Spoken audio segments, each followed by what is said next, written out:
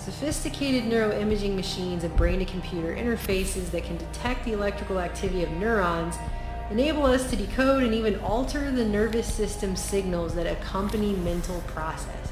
And that protections of our inherent rights need to be put in place before the technology outpaces our ability to do so, which it is.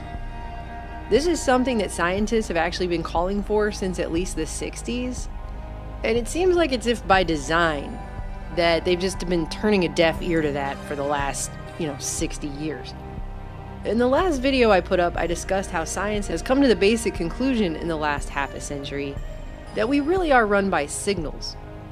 Signals on a person-to-person level, signals from our five senses continuously building our reality, and signals all the way down to the cellular level controlling our gene expression. Where science is taking this, with cybernetic systems of communication and control, I just don't think the average person has any idea of where we're AKA the chip, the RFID chip. about to go as a society with this. Princeton professor Sebastian Sung, who used to be a computational neuroscience professor at MIT, wrote a book back in 2013 claiming that the way the 100 billion neurons and regions in our brains are wired creates and shapes our identity and our personality. And perhaps other aspects of your personal identity, maybe your personality and your intellect, maybe they're also encoded in the connections between your neurons. And so now you can see why I proposed this hypothesis: I am my connectome. In other words, he says what he calls our connectome is actually who we are. All together now. I am my connectome. And he has a very new agey website, and in the same transhumanist fashion as much of today's cutting-edge science. Another word for new age is new world. He says that if we can just conquer our brains, then we can change ourselves for the better, inferring that we can rewire our brains to make ourselves better people. And after quoting Arthur C. Clarke that any sufficient technology is indistinguishable from magic, he goes on to make the claim that information is the new soul. So now our information is our soul. This is information which everything in the scientific world after World War II sought to control in every way possible. Information is collected, data is gathered, the information is sent out by teletype signals of the target, operations. So now they're saying that our information is our soul. That's them saying it, by the way. I didn't say that. This is what a computational neuroscientist from MIT, who now is a professor at Princeton and is quoted in the New York Times about how our information is us and all this stuff. This is what they're trying. This is now how science is moving along under models such as this. That is what I'm trying to show you. I'm not even going to go off on the side tangent about how they've been trying to use science and the precursors to science to get to the soul for hundreds of years now. But again, I will just say that all of this cutting-edge neuroscience tech that they're rushing to create, when they reported on it in the MIT Tech Review magazine several years back, they called it hacking your soul. So it makes it very obvious that that's the level that they're aiming for. They're aiming for something much more than just understanding your brain and how.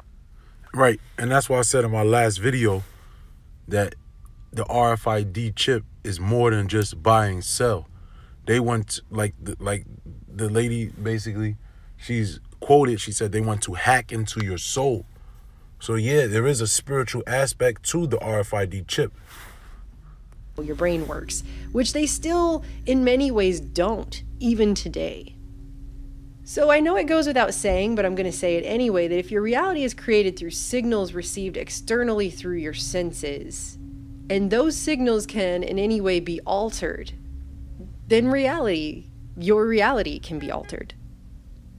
Because if perceptions and signals from perceptions can run reality, then misperceptions can too.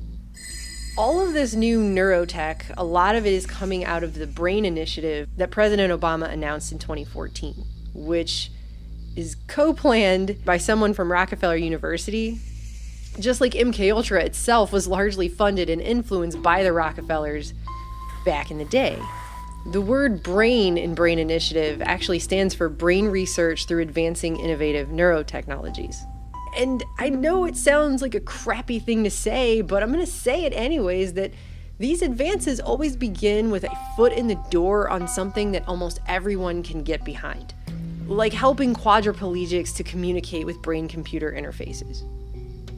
But once that door is open an inch for a good reason, the road to hell is paved with good intentions. Right.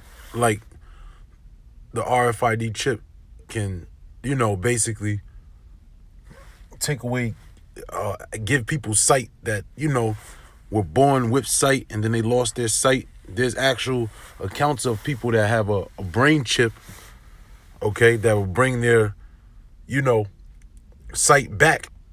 All right. Even people with, if I believe is the right disease is called Parkinson's, where they be shaking and their nervous system is all messed up. Their neurons is all messed up. They put that chip in and they click that button and then it controls their nerves. All right. So what she's saying is basically, the devil or the wolf comes in sheep clothing. It's a Trojan horse. Okay. And that's how ESAU operates. And we know it won't be long before the door gets kicked off the hinges. I mean, companies like Facebook are working on tech to allow users to type with their thoughts, which Facebook claims they're only going to read the thoughts that you've decided you want to share. We're talking about decoding those words, the ones you've already decided to share, by sending them to the speech center of your brain. So go ahead and trust them on that, I guess. That's sarcasm. Scientists are implanting false memories into mice now, which is also very Blade Runner. You think I'm a replicant, don't you? It's me, my mother. They're talking about creating tech that can turn our sleep on and off. But when safer techniques are developed for humans, we could potentially turn sleep on and off at will. In other words, your consciousness, like a light switch. I mean, it all sounds like science fiction to an 80s kid like me, but this is the stuff they're actually doing right now. I mean, DARPA's working on putting EEG readers in every classroom and building devices that can record from 1 million neurons and stimulate a targeted 100,000 neurons based on what it records. They want read and write access to your brain like it's a computer. That is what they're going for with this stuff. Which brings me to this new research that was just published a few weeks ago out of the University of California, San Francisco. Researchers funded by DARPA's Subnets program, which stands for Systems-Based Neurotechnology for Emerging Therapies, claim they've now identified a common pattern of brain activity that's linked to feelings of low mood. They say they've located what they believe is a single signal that almost completely accounts for bouts of depressed mood in a large subset of people. And so they're claiming that if they can target that signal with new technological therapies, they could help those people's brains unlearn the detrimental signaling pattern that creates depression. Is that something that we should be doing? Isn't there a reason why we have these emotions? Why would we think that there's not going to be any negative ramifications for eradicating them?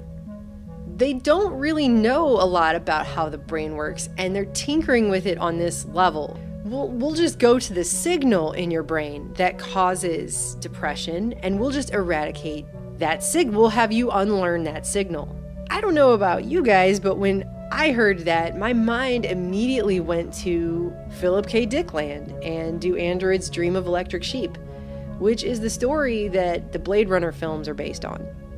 Within the first few pages of this story, the characters, which is Rick Deckard, who is the character that Harrison Ford played in the original Blade Runner, and his wife, are arguing about what to dial on something they have called a Penfield mood organ, which can make them feel any emotion they want to on demand.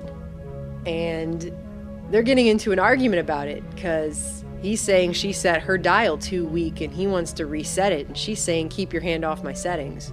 And they start to have a fight, And he's saying at his console he's hesitating between dialing for a thalamic suppressant, which would abolish his angry mood, or a thalamic stimulant, which would make him feel angry enough to win the argument. And she's saying, if you dial for greater venom, I will dial the same, I'll dial the maximum, and you'll see a fight that makes every argument we've had up until now seem like nothing. Dial and try me, right? She says, my schedule for today lists a 6-hour self-accusatory depression. And he's saying, what? Why would you put that? Why would you dial that mood on purpose? It defeats the whole purpose of having a mood organ. And he says, I didn't even know you could set it for that. And she explains all of this about how she was confronted with a very depressing situation, but she just felt empty. She didn't feel anything because her moods are so jacked up. And she said, but it's unhealthy not to feel anything. It used to be considered a sign of mental illness. They called it absence of appropriate effect. To not feel anything when you're confronted with a depressing situation. So twice a month now, she's been putting this self-accusatory depression on her schedule so she can feel what should be an appropriate emotion about a bad situation. And he's saying, why don't you just dial 888, the desire TV, to no watch matter. TV, no matter. This is the book of Job, chapter 20, verse... I'll just go straight to the point. Verse 21. There shall none of his meat be left. There shall no man look for his goods. I'm sorry, let me start up higher. Verse 20. Job 20 and 20. Surely he shall not find quietness in his belly. He shall not save of that which he desired. Right? Because all these plans that Esau have, because that RFID chip, essentially that's going to be the seed, if you will, or the initiative for Esau to try to reach out and really control the minds of the people. As you heard the woman mention, she mentioned these are the same people who funded, she mentioned the Rockefellers, the ones that funded MK Ultra, and the whole world knows that MK Ultra is real. So they're advancing their technologies, all right, to something greater, to where they want more control. All right, that's Esau Edom trying to fulfill his blessing. Okay, he's trying to get back the blessing that he lost, I should say. Okay, well, basically what? To have all the other nations in subject, and that's what the blessing that was went unto Jacob was for. What? For all the nations to be in subject to Jacob. But Esau Edom, he lost his blessing. All right, because it was supposed to go to Jacob. So now he thinks he's able to fulfill that blessing. Okay? So his plans is to do so.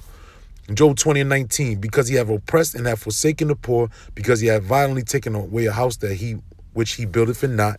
Surely he shall not feel quietness in his belly. He shall not save of that which he desired. There shall none of his meat be left. Therefore shall no man look for his goods. In the fullness of his sufficiency, he shall be in straits. Right. And what does it mean to be sufficient? To have the right amount. Okay, essentially. Not too little and not too much. To fulfill his plans. It says in the fullness, when he actually fulfills his plans, he shall be in straits. What? In the path of difficulty. That's when the Most High is going to make a move. That's why it's great that we understand that we have what? Everlasting life. Okay? Why? Because if it would leave it up to Esau without us having this knowledge and knowing what's truly to come, okay, we'd be shit out of luck. All right? It says every hand of the wicked shall come upon him. All right? And that's the point. I'll probably let this play a little while longer, but then, I'll close it up. I just wanted to bring this out, to show and explain what I was basically saying in the when I was driving, on my last video about the mortal thoughts. Okay? Because Esau is trying to control your thoughts, and he wants to control it more so as well with that RFID chip. Okay? No matter what's on it. And she said, I don't want to dial anything now. And he says, well, then dial a 3. And she said, I can't dial a setting that stimulates my cerebral cortex into wanting to dial. If I don't want to dial, I don't want to dial that the most of all, because then I will want to dial, and wanting to dial is the most alien drive I can imagine. I just want to sit here on the bed and stare at the floor. This scene between them ends when he says, I'll dial for both of us, and he dials a 594 for her, which is pleased acknowledgement of husband's superior wisdom in all matters.